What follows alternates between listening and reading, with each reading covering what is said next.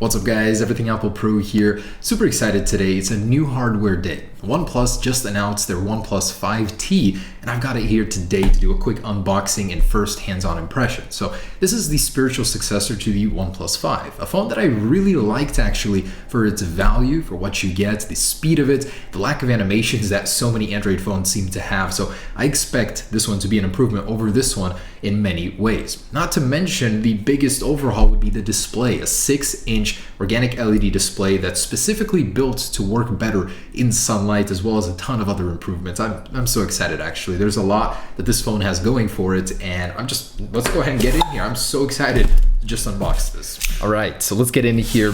We're actually going to take a little comparison after and take a look at how this display compares to a lot of the biggest competitors right now, but it seems like everybody is doing this massive display, thin bezel thing, so OnePlus needed to jump on that train, and so they did with this latest OnePlus 5T. All right, here it is. And there that goes, the OnePlus 5T. Oh my gosh, so excited. First time I've ever received a phone on launch day, and it's a very exciting feeling actually. And here's the inside of this phone. So we get some cases, of course. I really actually like OnePlus's offering. So it's like a ceramic slate. And then we've got a carbon fiber one, which is cool. I wish Apple made a stock carbon fiber or Kevlar case like the one I use personally. And we got this bamboo one as well. Oh man, that looks good. Or no, that's not bamboo, just a wood finish in general. This is a different type of wood here. Super cool. Wow, they really unload on these cases with you. And what else we got here? Ooh, nice red silicon. That is popping. Okay, so some great cases over here. Let's get into the actual product. Okay. So it's got very similar packaging to the OnePlus 5 right now. Notice a little T right there. The OnePlus 3T was actually one of my favorite devices from them. It was so incredibly fast, and I expect this one to fully be as well. Now, of course, there's no new processor inside. It's got the Snapdragon 845 or 835. Latest offering right now from Android. 845 is the one that's coming eventually. Adreno 540 GPU and a bigger display to power. So we'll have to see how that does in the performance tests later on. But so let's go ahead and unbox it. I've really liked their packaging and everything. It's very Apple-esque coming from OnePlus. All right, and here's this. Wow, so it really is a pretty dang big display. Incredibly thin actually. The fascination with thin, I mean, it's great, but I hope that the battery life is all there. Wow. So all right, peel that off. Very similar design wise to the OnePlus 5. As you can see, it's just a little bit different here. Let me peel this off. We do now have a rear facing fingerprint sensor, which you can actually discern a little bit easier. You feel that a little bit better than on the Galaxies. So especially versus the Pixel, kind of right smack dab in the middle. All right, the camera does now protrude just a little bit more. It's very similar to Apple's protrusion on the Pluses instead of just this bevel going around. So they did rework that just a little bit. I'd say it's just a little bit thicker, maybe about the same actually. The camera lens seems to protrude just a little bit more. And hey, on the bottom here, you still get a headphone jack, which is pretty unique for Android smartphones nowadays, especially the newer ones being released. All right, but let's go ahead and power on and check out the display. 18:9 aspect ratio, 6.01 inches. Definitely a major improvement over this one. So you can see there is definitely an improvement over this one. You get a lot more screen estate, and the bezels themselves are slimmer. I do like this solution even better than Pixel's actually. It just seems a little cleaner overall. So very nice, very sleek device. I'm loving how it feels, and these are always pretty refined on the software Oxygen OS. Latest version in this one, I believe 4.7, includes a lot of software enhancements. So let me go ahead and set this up and I'll be right back. And by the way, this one adds a new face unlock feature, which uses your face to unlock the phone, as the name suggests. It uses over 100 reference points on your face, so pretty dang secure. I'm curious to see how fast it'll be. Gotta love them software updates. All right guys, here it is all set up. That 6.01 inch display, in all of its glory. It's got a very strange resolution of 1080 by 2160, so a bit unusual for an 18:9 aspect ratio, but still looks pretty dang sharp. Much better than the 1080p one here as well. It's very bright for an AMOLED. Definitely seems like a clear winner here over the LCD even at the same high brightness. So I'm definitely liking that. It does have all gesture-based controls now, as it doesn't have a home button anymore, but it does have the on-screen ones. Very quick, very responsive, but it is a new phone, so I'd expect nothing less from that. Let's see what it's running. Android 7.1.1. Of course, it will be getting Android 8.0 upgrades in the future, but wow, gotta say the hardware on this thing is pretty dang stunning. It's a great blend of thin and fast and responsive. So there is that, guys.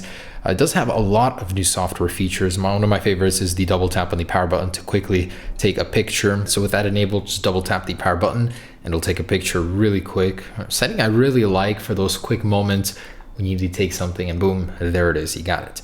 Very fast and responsive camera application here. So it does have a one-handed operation now. You're gonna be able to slide up and jump into quick settings here. It does have a pro mode, which is pretty cool. Something I wish Apple didn't have. Gives you a lot of control over how you're shooting and in which settings. And there is a lot of new software settings, a lot of customization, new button settings here where you can swap the orientation of the buttons, the actual control over them. This is really unheard of on the Apple side, so it's kind of cool to get something like that on your device. Check this out, guys, how fast the face unlock system works. So I'm gonna look at it here, and just like that, it's in the phone. So that's kind of crazy. There's no animation. When I look at it, it's just in. That's crazy. So definitely much faster than the Face ID I'm used to.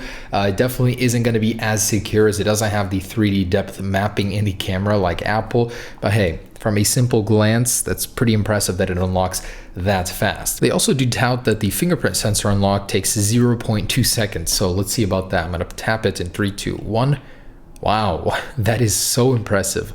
No animation, just wakes up. For comparison, the iPhone 10, I mean, look at this. You unlock it, look at it, and then here you go. Man, it takes so long in comparison. That is so impressive.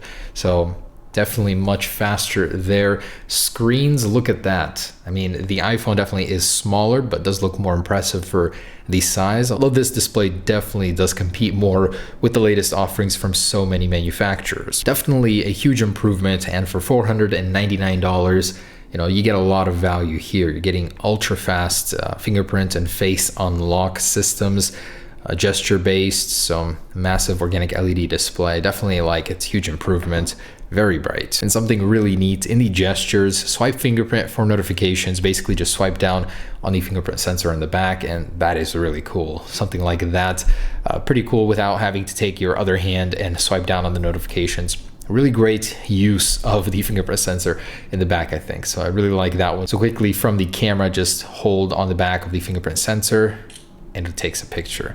Really neat. I love that gesture control there. And something I definitely think Apple should take inspiration from. This is such a good idea. So there are screen off gestures. The iPhone 10 already does have one. I mean, only tap to wake, but this takes it to the next level. It is so cool. First off, double tap to wake. You can actually control the music while the screen is off by drawing a little back or forwards arrow for the previous or next track. And then you can actually draw letters for certain gestures. So let's say an O will be for the flashlight. Just like this, we'll draw an O and boom, that is on. That is so neat. Wow. I wonder how much battery life that takes tracking that, but it is so impressive. So there is a lot of display optimization as well, and I'd expect nothing less from a company this customizable. So there are LED notifications. You can calibrate the display to what you want. DCI P3, adaptive, custom color even. Just gonna leave it on default here. If you really wanna do that, you do have the opportunity. There is a night mode, although it's not the night mode you might be thinking of. It's basically night shift, same as Apple here. And take note, Apple, we do need this. There is a dark theme system-wide, so you can go ahead and save battery life with that organic LED display by using this. I think that's definitely really nice. It changes all of your controls up there as well. So pretty much any of these system applications will be in a dark mode, which is what we need on the Apple iPhone side of things. It's very nice to see so much customization on an Android phone. So how does this thing look next to the competition? Here is the OnePlus 5 next to it. Huge evolution there. We got the Galaxy Note here. So it's a massive display, but at the same time, the bezels themselves proportionally wise, I think actually they're pretty close here. OnePlus 5T definitely looks a lot sleeker than the last version. So versus the Galaxies, the essential smartphone, it's got a big chin on the bottom. Got the iPhone 10, of course, right next to it, and the Google Pixel 2. Can't show you because mine is dead, but it does have a pretty thick forehead and a chin, much bigger than the OnePlus 5Ts. And then I've got this guy here, the Xiaomi Mi Mix 2, massive chin on the bottom. So definitely a huge improvement overall, very fast. Can't wait to speed test it, benchmark it, even camera test it. There's a lot to be said here, but first impressions are good. It's very fast, $499 entry level point, 8 gigabytes of RAM, up to 8 gigabytes anyways, depending on your market. Really a impressive phone for the money. So can't wait to get into more of the deeper stuff with you guys, but there is my quick hands-on impressions of the OnePlus 5T, and they are very good. I'm loving this thing. I'll catch you guys soon in some more videos. Peace.